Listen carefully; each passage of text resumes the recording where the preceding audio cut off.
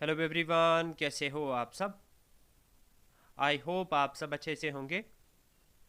My name is Khan Shaukat and I welcome you back to my YouTube channel C S trainer Khan Shaukat.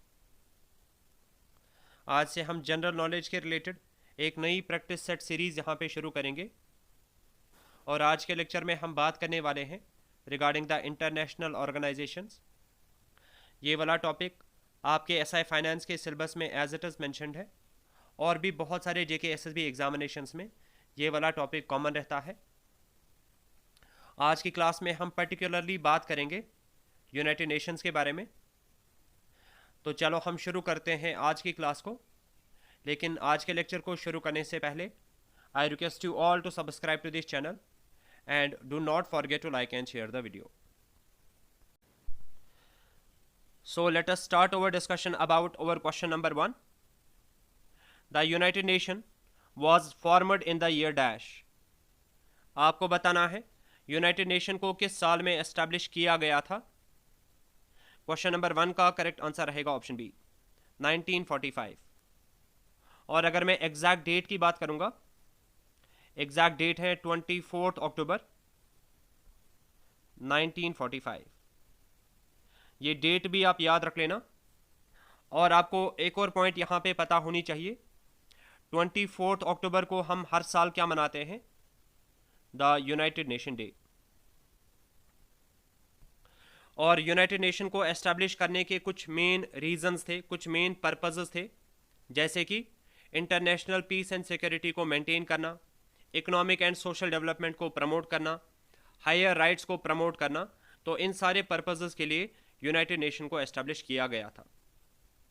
और जब United nation को establish किया गया था उस टाइम पे ओरिजिनल कंट्रीज कितनी थी, ओरिजिनल मेंबर्स की अगर मैं बात करूंगा, ओरिजिनल मेंबर्स थे 51। और अगर हम प्रेजेंट मेंबर्स की बात करेंगे, यूनाइटेड नेशंस के प्रेजेंट मेंबर्स कितने हैं, 193 कंट्रीज। ठीक है, एक दो पॉइंट्स हम यहां पे और भी डिस्कस करेंगे। वर्ल्ड वॉर सेकंड खत्म होने के बाद बहुत सारी कंट्रीज पीस चाहती थी, तो उसमें से 50 कंट्रीज ने एक चार्टर साइन किया था, जिस चार्टर को बोला जाता है द यूनाइटेड नेशन चार्टर। और यही 50 कंट्रीज इसके ओरिजिनल मेंबर्स हैं। लेकिन बाद में एक और कंट्री इसमें ऐड हो जाती है कुछ टाइम बाद ही, और वो कौन सी कंट्री होती है, Poland. That is why Poland को भी ओरिजिनल मेंबर ही इसका कंसिडर किया जाता है। और ये यूएन चार्टर इन्होंने कहां पे साइन किया था, ये चार्टर कहां पे साइन किया गया था, सैन फ्रांसिस्को में। सैन फ्रांसिस्को में। और डेट क्या थी जब इसको साइन किया गया था, 26 जून 1945।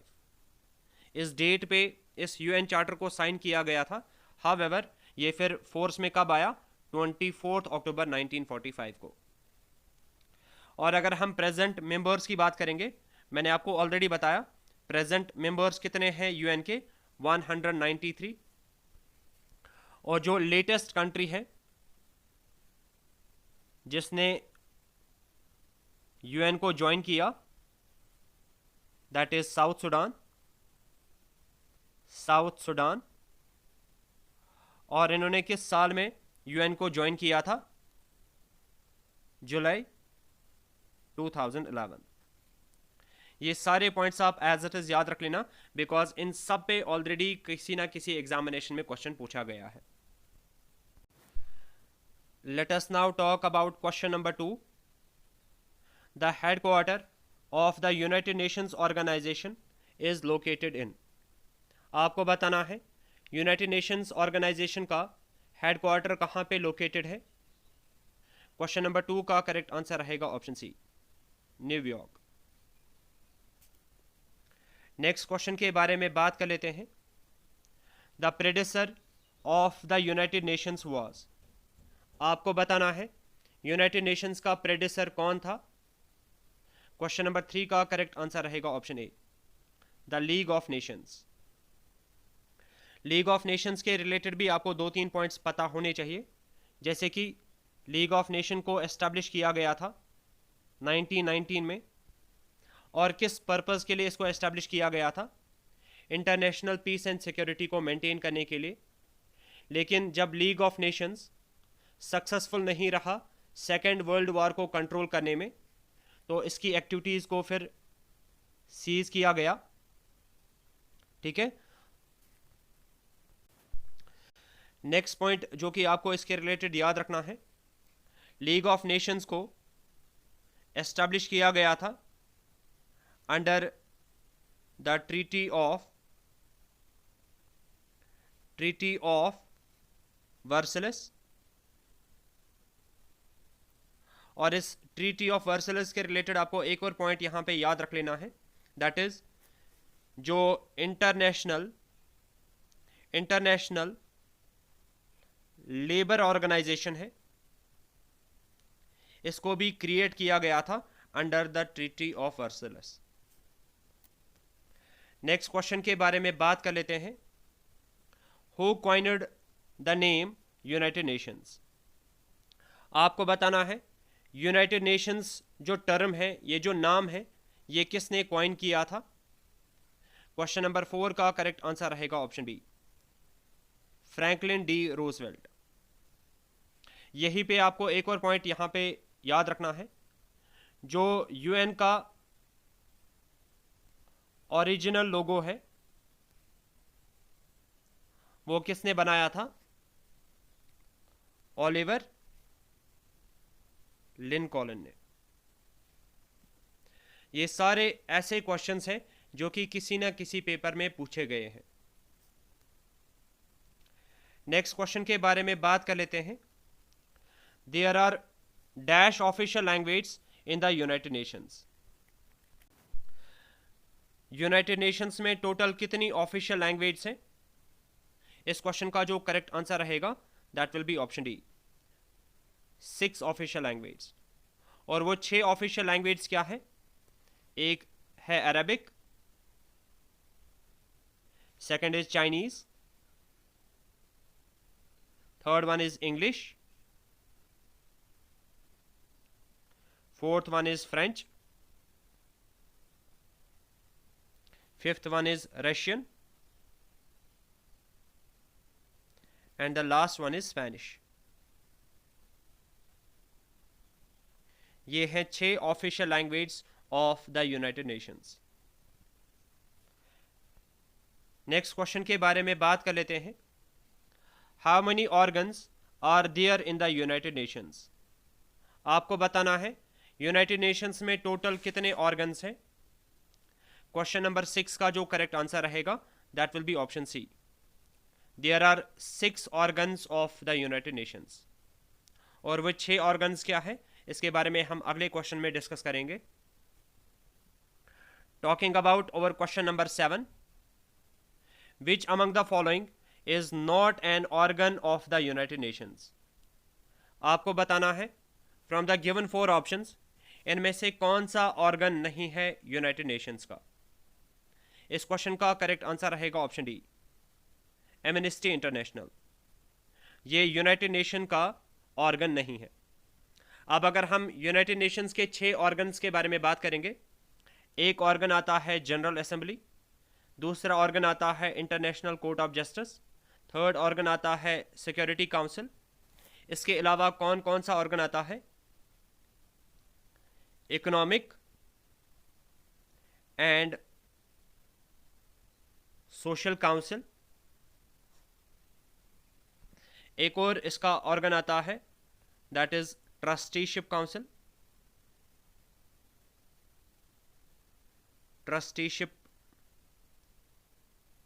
काउंसिल, और जो 6th इसका ऑर्गन आता है दैट इज द सेक्रेटेरिएट।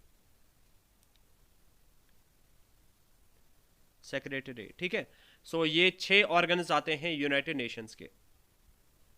और ये जो 6 ऑर्गन्स हैं, ये सारे के सारे 6 ऑर्गन्स एस्टैब्लिश किए गए थे 1945 में। Let us now talk about question number 8. In which year Did the United Nations General Assembly adopted the resolution called Uniting for Peace Resolution? आपको बताना है यूनाइटेड नेशन जनरल असेंबली ने यूनाइटिंग फॉर पीस रेजोल्यूशन किस साल में adopt किया था? Question number 8 का करेक्ट आंसर रहेगा ऑप्शन ए, 1950।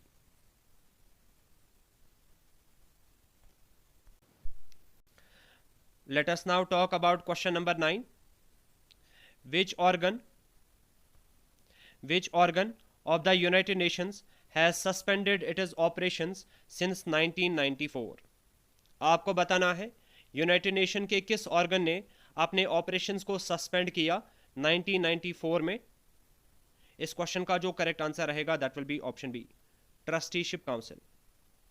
और अगर मैं एग्जैक्ट डेट की बात करूंगा दैट इज 1 नवंबर 1994 को इन्होंने अपने ऑपरेशंस को सस्पेंड किया, बिकॉज जिस पर्पस के लिए ट्रस्टीशिप काउंसिल को बनाया गया था उन्होंने वो सारा काम अपना खत्म कर दिया 1994 में। और ये ट्रस्टीशिप काउंसिल किस पर्पस के लिए बनाया गया था? इसको एस्टैब्लिश किया गया था टू प्रोवाइड इंटरनेशनल सुपरविजन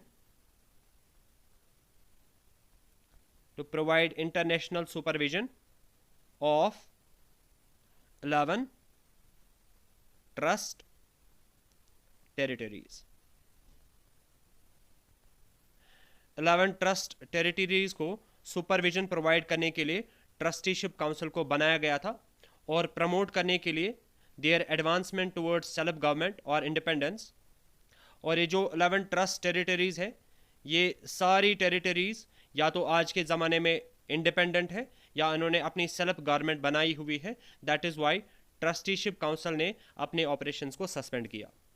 और जो लास्ट कंट्री थी जो कि इस ट्रस्टीशिप काउंसिल के अंदर आती थी दैट वाज पोलो। और जैसे ही पोलो को भी इंडिपेंडेंस मिली उसके कुछ टाइम बाद ही ट्रस्टीशिप काउंसिल ने अपने ऑपरेशंस को सस्पेंड किया था। Let us now talk about question number 10. How many non-permanent members are there in the Security Council? आपको बताना है सिक्योरिटी काउंसिल में टोटल कितने नॉन परमानेंट मेंबर्स हैं? क्वेश्चन नंबर 10 का करेक्ट आंसर रहेगा option A, there are 10 non permanent members in the security council. अगर मैं टोटल मेंबर्स की बात करूंगा, हम यहाँ पे बात कर रहे हैं सिक्योरिटी काउंसिल के बारे में, टोटल मेंबर्स कितने हैं? टोटल मेंबर्स है 15, जिसमें से 10 आते हैं नॉन परमानेंट और 5 के आते हैं परमानेंट। और ये जो 10 नॉन परमानेंट मेंबर्स होते हैं इनका जो टर्म होता है दैट इज 2 years। ये भी आप याद रख लेना। और ये जो सिक्योरिटी काउंसिल है ये किस पर्पस के लिए एस्टैब्लिश किया गया है? To maintain international peace and security. International peace and security को मेंटेन करने के लिए सिक्योरिटी काउंसिल को बनाया गया है। और इसका भी हेडक्वार्टर कहां पे पड़ता है? न्यूयॉर्क में। न्यूयॉर्क में। और इसका जो प्रेसिडेंट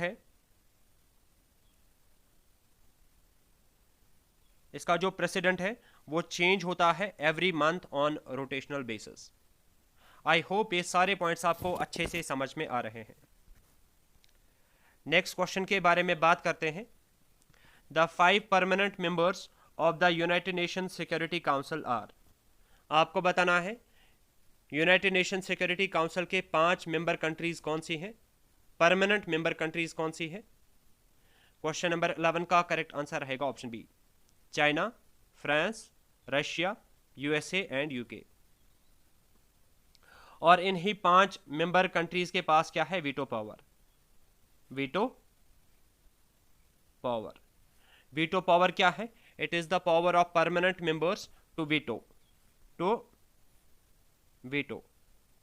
वीटो की अगर हम लिटरल मीनिंग निकालेंगे दैट इज टू रिजेक्ट। इनके पास ये पावर है कि ये रिजेक्ट कर सकते हैं किसी भी रेजोल्यूशन को of security council. Next question के बारे में बात करते हैं। Which of the following is a body of the United Nations composed of all member states. आपको बताना है यूनाइटेड नेशंस का वो कौन सा ऑर्गन है जिसमें सारे की सारी कंट्रीज आती है। क्वेश्चन नंबर 12 का जो करेक्ट आंसर रहेगा that will be option C, general assembly. इसमें जो मेंबर कंट्रीज हैं वो है बराबर 193 मेंबर कंट्रीज, ठीक है। और जनरल असेंबली का काम क्या है? ये एक मेन डेलिबरेटिव बॉडी है जो जिसका काम है policy making and representative organ है ये यूनाइटेड नेशंस का।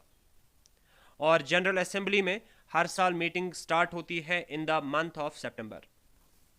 यहाँ पे बहुत सारे डिसीजंस लिए जाते हैं, जैसे कि पीस एंड सिक्योरिटी के रिलेटेड, किस मेंबर को हम एडमिशन दे सकते हैं यूनाइटेड नेशंस में, ये सारे डिसीजंस जनरल असेंबली के अंदर ही लिए जाते हैं।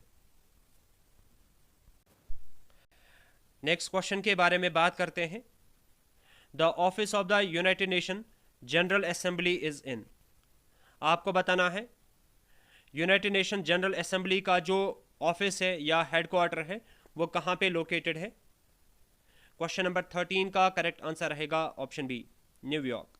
आपको सिंपली याद रखना है जो यूनाइटेड नेशन है इसका हेडक्वार्टर कहाँ पे है, न्यूयॉर्क में। और जो भी इसके ऑर्गन्स हैं, अगर मैं 5 ऑर्गन्स की बात करूँगा, उन 5 ऑर्गन्स का भी जो हेडक्वार्टर है वो कहाँ पे लोकेटेड है, न्यूयॉर्क में।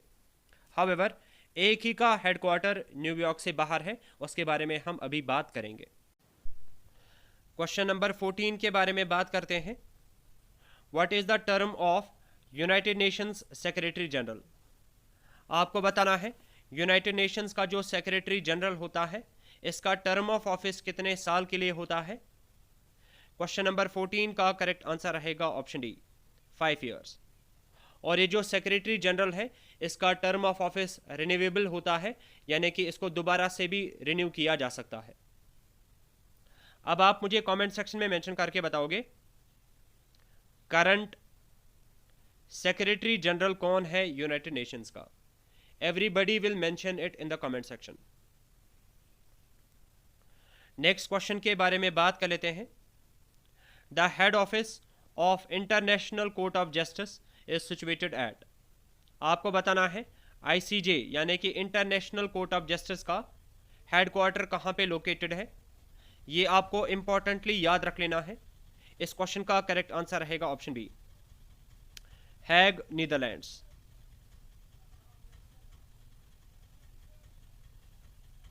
ठीक है, ये आप इंपॉर्टेंटली याद रख लेना, बिकॉज मैंने आपको ऑलरेडी बताया यूनाइटेड नेशन और यूनाइटेड नेशंस के जितने भी ऑर्गन्स हैं उन सब का हेडक्वार्टर लोकेटेड है न्यूयॉर्क में, except international court of justice.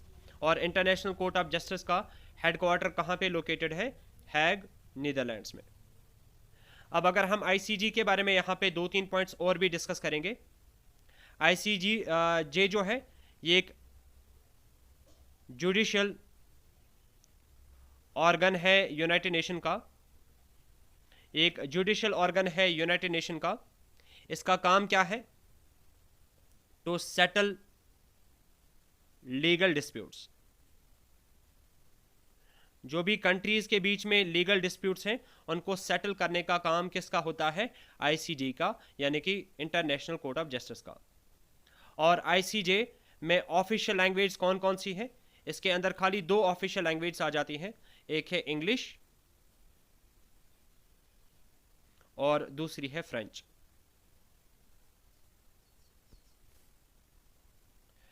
Next question के बारे में बात कर लेते हैं। In which year was the United Nation Organisation awarded the Nobel Peace Prize. आपको बताना है यूनाइटेड नेशन ऑर्गेनाइजेशन को किस साल में नोबल पीस प्राइज दिया गया। क्वेश्चन नंबर 16 का करेक्ट आंसर रहेगा ऑप्शन सी, 2001। और उस टाइम पे जनरल सेक्रेटरी कौन था, कोफी अन्नान। नेक्स्ट क्वेश्चन के बारे में बात कर लेते हैं। The Indian who acted as the president of general assembly of United Nation organization. आपको बताना है वो कौन सा इंडियन है जो कि रहा है president general assembly of United Nation organization का? क्वेश्चन नंबर 17 का जो करेक्ट आंसर रहेगा that will be option A, Vijay Lakshmi Pandit. Next question के बारे में बात कर लेते हैं। द नंबर ऑफ जजेस in the international court of justice is, आपको बताना है आईसीजे में टोटल नंबर ऑफ जजेस कितने होते हैं। क्वेश्चन नंबर 18 का करेक्ट आंसर रहेगा ऑप्शन डी, 15 जजेस। और ये जो 15 जजेस होते हैं इनका टर्म ऑफ ऑफिस क्या होता है? 9 ईयर्स का। सो ये थे basic points regarding the United Nations. इसके अलावा मुझे नहीं लगता है कि आपको कुछ एक्स्ट्रा पढ़ने की ज़रूरत है। आपको ये भी ध्यान में रखना है, अगर आप एसआई फाइनेंस का सिलेबस देखोगे तो वहाँ पे जो पहला टॉपिक आता है या पहला पोर्शन आता है that is general knowledge and current events, उसमें टोटल टॉपिक्स है 23 और क्वेश्चंस कितने आने हैं? क्वेश्चंस पूछे जाएंगे 20। तो आप एक्सपेक्ट कर सकते हो हर एक टॉपिक में से आपको एक क्वेश्चन पूछा जाएगा या मैक्सिमम किसी टॉपिक में से 2 क्वेश्चंस पूछे जा सकते हैं। तो आपको ज़्यादा आप डेप्थ में जाने की ज़रूरत नहीं है बिकॉज यहाँ पे हर एक टॉपिक की वेटेज ही बहुत ज़्यादा कम है। आई होप आपको आज का लेक्चर अच्छा लगा होगा। अगर आपको आज का लेक्चर अच्छा लगा do hit the like button. मिलते हैं अब अपने नेक्स्ट लेक्चर में। और अगर आपको आज के लेक्चर की पीडीएफ चाहिए होगी तो आप टेलीग्राम चैनल को ज्वाइन कर सकते हो, उसकी लिंक आपको डिस्क्रिप्शन बॉक्स में मिल जाएगी। जो हमारा नेक्स्ट लेक्चर होगा जीके का, उसमें हम बाकी सारे इंटरनेशनल ऑर्गेनाइजेशंस को एक ही लेक्चर में कवर करेंगे बिकॉज वो ज़्यादा डिटेल में हमें पढ़ने की ज़रूरत नहीं है। यूएन अपने आप में ही एक बहुत बड़ा टॉपिक है, दैट इज़ वाई इसके लिए मैंने एक सेपरेट से वीडियो आपके लिए अपलोड कर दिया। मिलते हैं अब अपने नेक्स्ट लेक्चर में। Till then take a very good care of yourself. Good bye.